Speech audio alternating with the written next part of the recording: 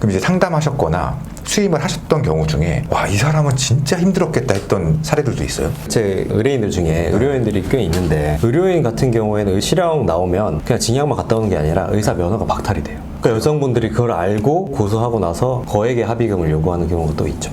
의료인들 같은 경우에는 아까 말했던 사례들과 비슷하게 외부에서 만남을 하다가 그런 고소를 당하는 거예요? 아니면 병원 내에서 고소를 당하는 병원 내에서 고소당하는 경우는 그렇게 많지 않고 외부에서 그냥 만남을 하다가. 거예요? 네. 이 질문을 왜 드렸냐면 한의사도 성범죄를 조심해야 된다 이렇게 해주는데 추나 맞아요. 네. 네. 그때 자기는 손가락을 안 쓰고 여기만 쓴대요. 네. 손바닥만. 네. 그런 것들이 워낙 무서워서 그래서 그렇게까지 조심해야 되나 싶은데 또 오늘 얘기를 들어보니까 뭐 원나잇이나 이런 거는 아예 그냥 하면 안 되는 거구나. 도의적으로도 그렇고 법적으로도 그렇고 그냥. 그렇죠. 조심하셔야죠. 왜냐하면 너무 불리하기 때문에. 네.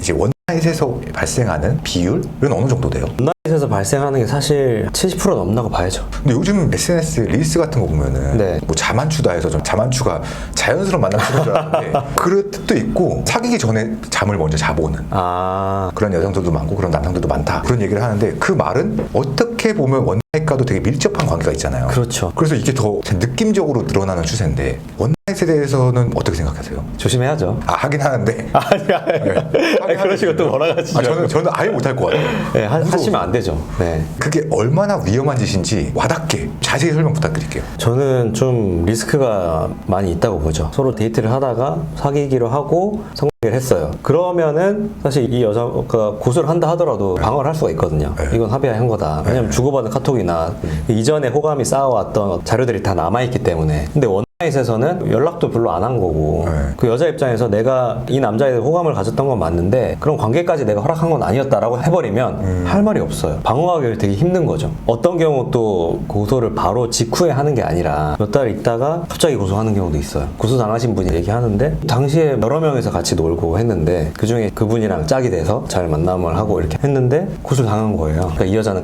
당했다고 고소를 한 거고, 이분 같은 경우에는 녹음도 없었어요. 그냥 그때 분위기 좋고 헤어지고 나서 연락 주고받은 이런 거밖에 없었거든요. 정말 힘들었죠 사실. 이게 내가 뭐 한두 번 성공을 했어, 앞으로도 괜찮겠지라고 생각할 수가 없는 거예요. 이게 언제 어떻게 어떤 상황에서 고소를 당할지 알 수가 없는 상황이기 때문에 이거 내가 컨트롤할 수 있는 변수가 아니거든요 사실. 네, 맞아요. 그 여자분의 마음을 내가 어떻게 컨트롤할 수 있겠어요. 그러니까 물론 고소당하는 중에 많은 비율이 법적으로 잘못한 건 아니지만 제가 봐도 도의적으로 상대방이 기분을 상하게 했다거나 그런 경우가 사실 많긴 해요. 많긴 하지만 정말 그런 걸 안 하고 젠틀하게 나름 잘 해줬는데도 고소당하는 경우가 있거든요. 그런 것까지 사람이 신이 아니기 때문에 컨트롤할 수가 없어요. 제가 인터넷에서 본 건데 안전하게 원나잇 하는 법 뭐 이런 거였는데 그 사람은 어떤 방법을 썼었냐면 자기는 녹음기를 켜놓는데 꼭 이 질문을 던진대요. 콘돔을 끼고 할까 빼고 할까? 이 질문을 던지고 그 대답을 듣고 한다는데 요거처럼 좀 안전장치들이 있을까요? 가장 나를 방어할 수 있는 부분은 첫 번째로는 녹음인데, 근데 그 부분은 좀 조심하셔야 되는 게 이 사람과의 관계할 때 난 소리 같은 게 다 들어갈 거잖아요. 근데 그게 만약에 유출을 한다거나 뭐 친구들끼리 돌려 듣는다거나 이런 경우에 만약에 그게 발각이 됐을 경우에는 심각한 명예훼손이 될 수가 있어요. 그래서 고소를 당할 수가 있고, 그래서 조심하셔야 되고, 그리고 녹음을 한다는 사실을 상대방이 알게 되면 또 그것 때문에 고소당할 수도 있어요. 기분 나빠서. 네. 그걸 누가 좋아하겠어요. 그래서 녹음을 하는 게 가장 안전한 방법이긴 한데 그런 리스크가 좀 있죠. 유출하지 않고 상대방한테 걸리지 않고 녹음을 한다는 가정하에 그날 있었던 데이트의 모든 것들을 녹음하는 게 좋아요? 아니면은 그 잠자리 그게 강제성이 있었냐 없었냐만 입증할 수 있으면 되는 거예요? 사실 잠자리 그 부분만이라도 뭔가 딱 남아있으면 네, 그걸로 방어는 가능한데, 그래도 좀 더 안전하게 하려면 어느 정도 그 기간 동안 뭐 대화도 서로 잘 했고 뭐 이런 것들이 남아있으면 더 좋겠죠. 그러면 꽃뱀 같은 경우에는 많지 않다고 하셨잖아요. 그럼에도 꽃뱀 어딘가 있잖아요. 있죠. 그래서 제가 예전에도 뭐 모텔 사장님이랑도 뭐 꽃뱀 테스트, 꽃뱀 거르는 법 뭐 이런 거를 얘기한 적이 있었어요. 변호사님이 알고 계시기에 그런 것들도 있어요. 저도 그 영상을 보긴 했는데 뭐 결제를 시키는 그런 내용이더라고요.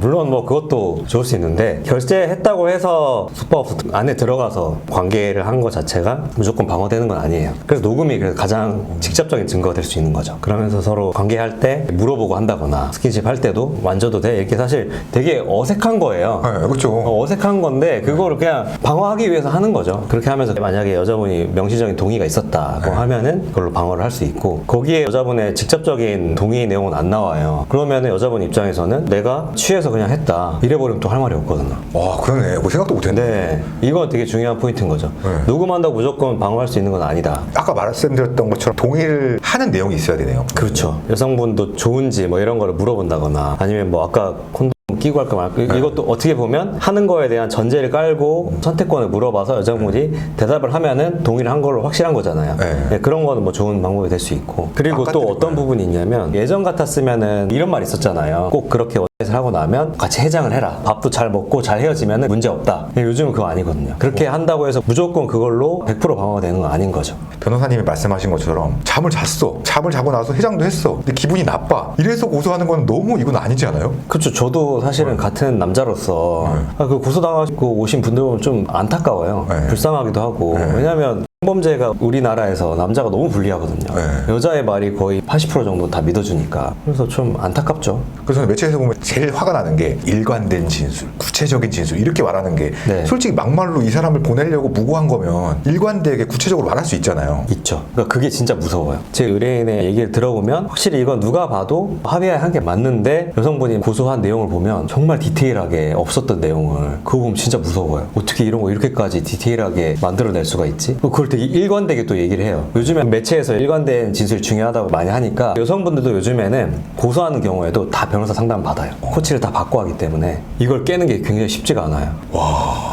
그럼 정말 여성들이 진짜 많이 유리하네요. 성범죄에 있어서는 무조건 여성분이 유리해요. 그럼 성범죄 관련해서 변호를 하실 때 좀 현타 왔던 순간들도 있나요? 이거는 앞뒤 정황이 내놓은 걸 아무리 봐도 이건 무죄인데 증거가 없는 거예요. 증거가 없고 여성분은 일관되게 진술하고 그걸 깨려면 사실 법정에서 여성분을 증인으로 세워서 공격적으로 물어볼 수밖에 없거든요. 네. 근데 그렇게 하면 또 판사님이 막아요. 왜 이렇게 지금 피해자한테 이렇게 하냐고. 네.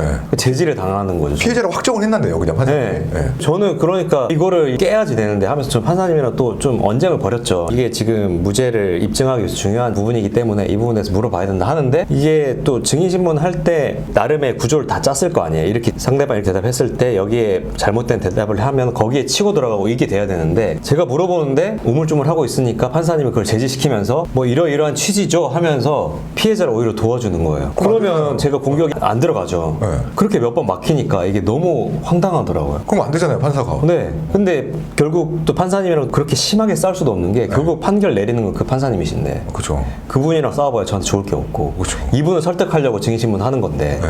근데 이분은 이미 심증을 가지고 있고 그런 경우에 되게 좀 현타가 오죠. 그럼 무고를 당해서 이제 변호사님이 변호를 해서 네. 무죄를 받으면 다행이지만 유죄가 나올 확률도 있는 거잖아요. 있죠. 그런 사례도 있어요. 사례도 있죠. 저도 뭐 저희 사무실에 다른 변호사님 뭐 사건들도 있고 네. 얘기 듣고 하다 보면 방어가 사실 쉽지가 않거든요. 왜냐하면 증거가 없기 때문에 어떻게 해서든 그 여성분을 법정에 세워서 그 여성분의 진술의 일관성이나 구체성이나 신빙성을 깨야 되는 건데 그렇게 다 깼는데 판사님이 그냥 유죄 판결하는 경우도 있었어요. 그건 왜 그런 거예요? 그럼 판사님의 결정이니까 그런 거죠. 와, 저는 이 무고가 정말 형량이 늘어나야 된다고 보는 사람 중에 하나인데 왜 그러냐면은 이 무고죄로 인해서 진짜 피해자들이 오히려 좀 오해를 받는 상황들이 생길까봐 네. 그게 걱정되긴 해요. 어떻게 보세요? 요즘에 성범죄 형량은 굉장히 올라가고 있는 추세인 것 같아요. 네. 이전에 나왔던 벌금보다 더 올라가고 있는 것과 발맞춰서 무고죄의 처벌도 좀 강화를 해야 되지 않나 그렇게 생각을 하는 게 진짜 피해자라면 당연히 그걸 고소하는 게 맞지만 본인은 피해자가 아닌데 기분이 나빠서 고소를 하는 거라면 여성분 입장에서 이 고소를 할 때 리스크를 안고 네. 해야 되는 게 맞다고 봐요. 지금 상황에서는 무고죄 처벌 수위나 처벌되는 확률과 성범죄로 처벌되는 확률이 거의 말도 안 되게 차이가 많이 나기 때문에 그래서 이게 어느 정도는 좀 밸런스를 맞춰야 되지 않나. 네.